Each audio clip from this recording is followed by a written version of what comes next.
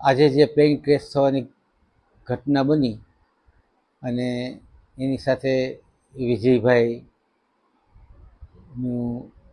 આકસ્મિક મોત થયું, એનું ખૂબ દુઃખ હું વ્યક્ત કરું છું. અને વિજયભાઈ માટે તો બીજું શું કહેવું. એમની ધર્મેન્દ્રસિંહ કોલેજથી ગુજરાતના સીએમ સુધીની યાત્રા એના અમે બધા એક એક જે પથ કાપતા ગયા એની સાથે અમે હંમેશા રહ્યા છીએ. અને વિજયભાઈની એક વાત એવી છે કે અમારું એક ડર્ટી ડઝન ગ્રુપ હતું, જેમાં 12 મિત્રો હતા. એ 12 મિત્રો હંમેશા સુખ દુઃખમાં ભેગા રહ્યા છે.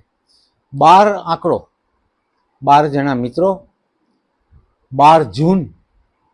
અને પ્લેનમાં વિજયભાઈની જે સીટ નંબર હતો એ પણ 12.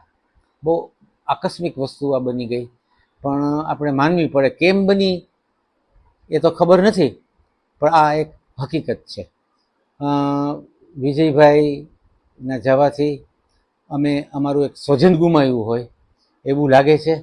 અને દુઃખ કેવી રીતે વ્યક્ત કરવું, દુઃખની ચરમસીમા છે આ.